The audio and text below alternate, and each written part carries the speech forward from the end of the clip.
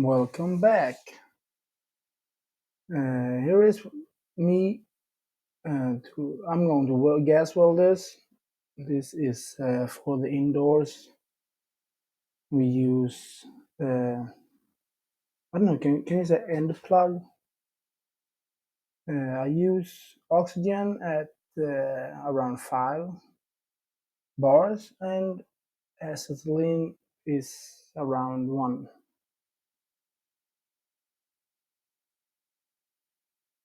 I'm gonna use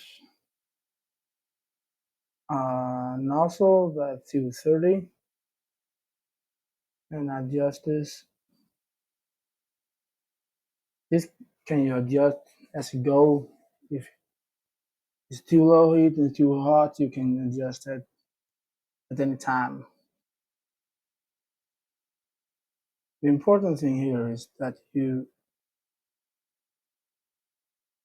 put a dot, you will a dot here, and just so you fix, so you have the right gap.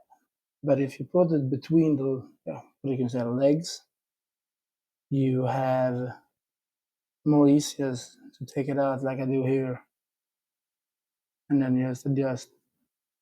That's this piece of metal on the top there is pretty hot, so be careful. Maybe not do that. What I do next. You see, this just comes smoke from my hand. If you're new to welding, you probably should not do that.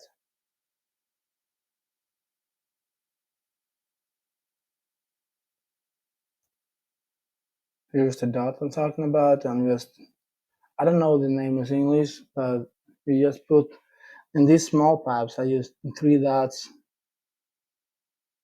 so so it doesn't move that much.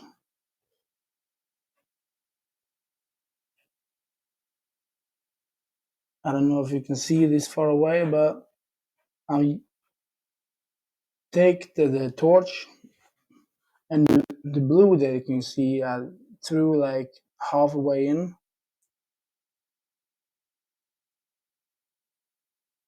and then you start welding. Now I'm starting behind the dot that I put, so I can just weld over it.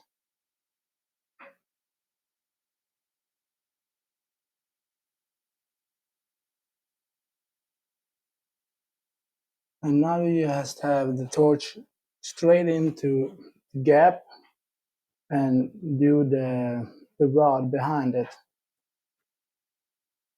I used to do the rod like up and down or small circles because you have to fill it out. This is pretty warm, as you can see, because the tempo I'm welding at is pretty fast. You can choose in the beginning to use a smaller nozzle, like 160, and you can, if you want to, you can use a smaller rod too. I use 2.5. You can use a 2 millimeters without the resources. Oh, like it. I don't know what the name is in English. I'm probably gonna remember it soon.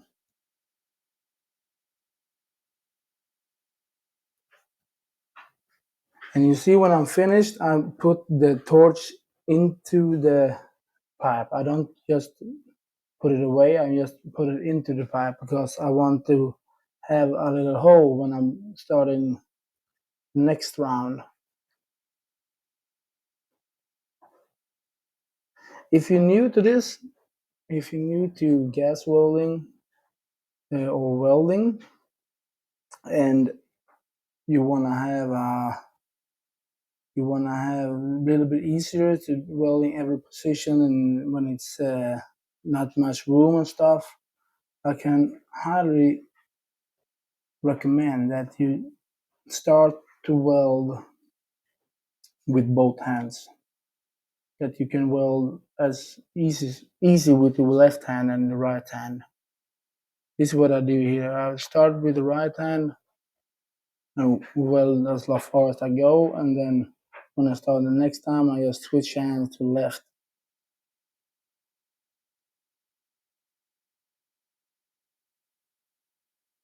You see my hand there is just like up and down, up and down, up and down. And as I said, I think I did a little bit hot. The metal doesn't have a påverkan. Okay, the English is not good today. Now the metal doesn't have that. It doesn't happen anything to the metal if you don't do way too hot.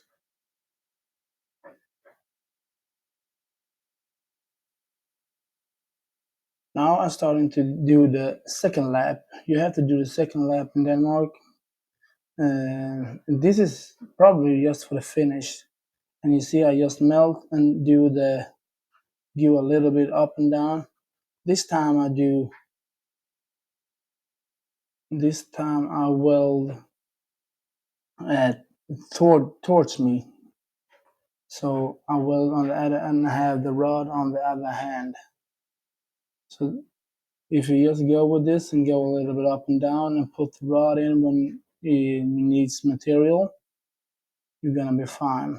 And it looks amazing after it. I think the Danish people or the Danish engineers just want to ensure that it's not gonna leak and it looks good. It probably is good.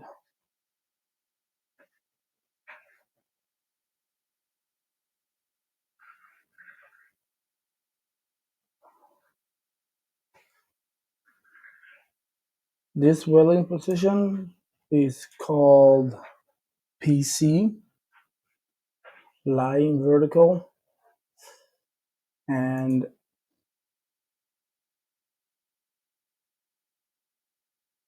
this is probably the easiest weld to do because you can see it all, and if you go fast enough, you do not have that big big gap to fill. So, and if you have the big gap to fill, you just do the nozzles up and down too. So it's pretty easy.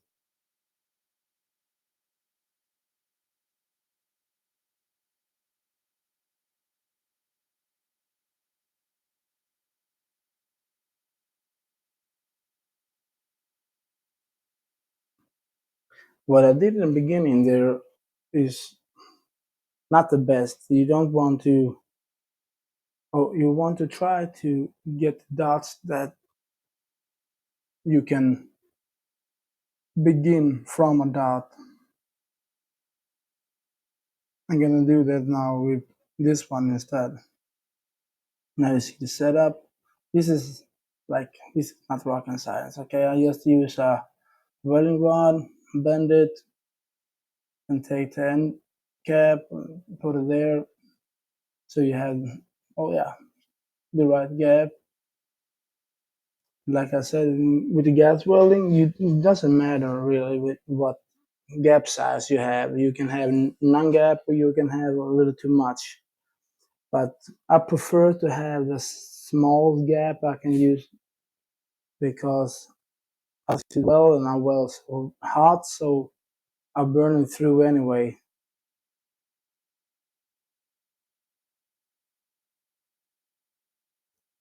Oop.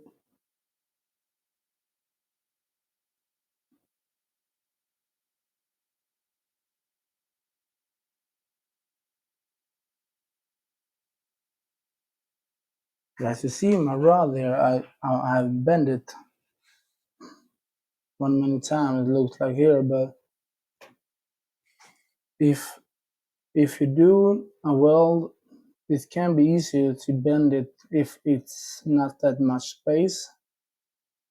And for this reason, for this video, I choose to bend it because my arms get down and it's more stable, so you can see how it should look and not just fast. I don't know. Yeah, like I said, it's hot. Don't do that.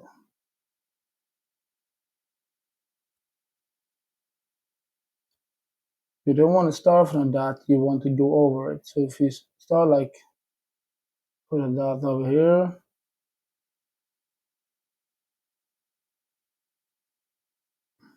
you, because if you start from a dot like I did in the last video, the risk that the gaps decrease is pretty high. So it's much better to do like this. You put three dots, and now I know I'm gonna start from non-dot, just in the gap wherever I want in that space. And as I go, the heat gonna just come, and the small dots that I put there, yeah, it's gonna disappear in the weld. I'm just not gonna put a grinder on or anything. I'm just gonna weld it over because they're gonna melt. It's gonna disappear, and I fill it with new rod, and the weld gonna look much better.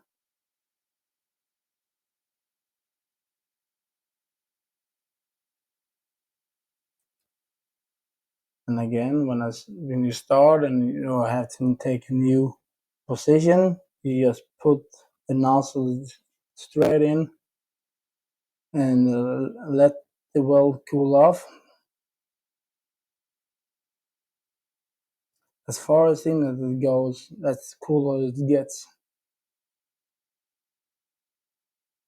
It's like the heat get concentrated and just put into the pipe instead of between the pipes, if that makes sense.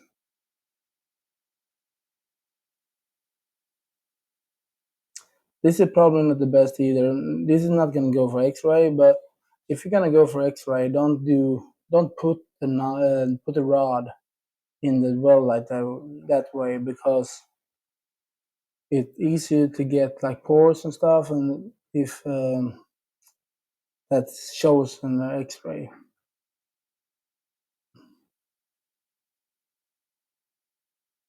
I don't even think that this well's gonna have any pressure on it, because it's in the other side of the ventals, so it's just gonna be the inside, so it looks good and for safety reason.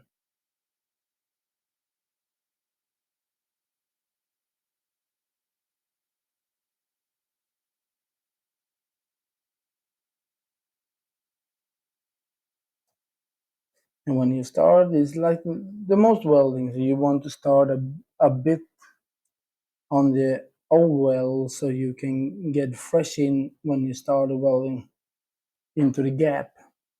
I don't know if that makes sense. I probably can make a video of that later, but you want to start just couple.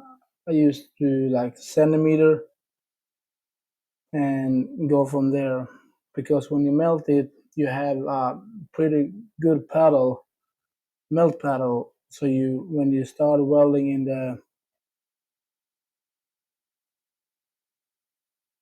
in the gap, it's just gonna fill. What I did there was, if the gas doesn't have any place to go, it's starting to come out from the welding, the gap, and it's just push away the weld, push away the rod, the filling rod. So if when I took that the red one away, it there's gas coming out that way instead, so you don't have the pressure inside, and it become much easier.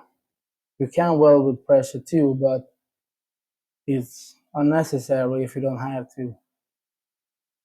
And what you do then is that you take a little, yeah, less heat, less gas into the pipe, and you just have to be fast. So you see here, I'm just melting and use a little bit, not even use just a little bit of rod, because my welding is pretty thick, so I can use that and just melt it with.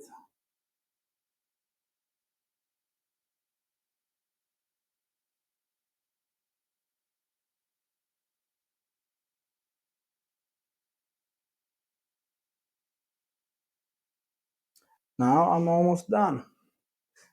And if you look at the pipe, you see I've cut it, and because the wall is not that, is 1 meter times 1 meter, so the wall wasn't 1 meter thick, so I cut it so it's gonna looks nice on the inside.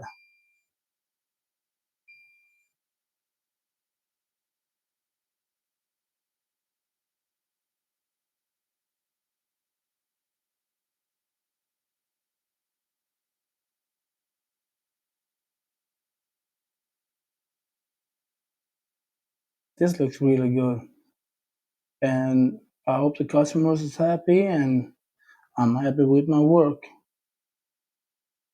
So this is how you do it when you PC weld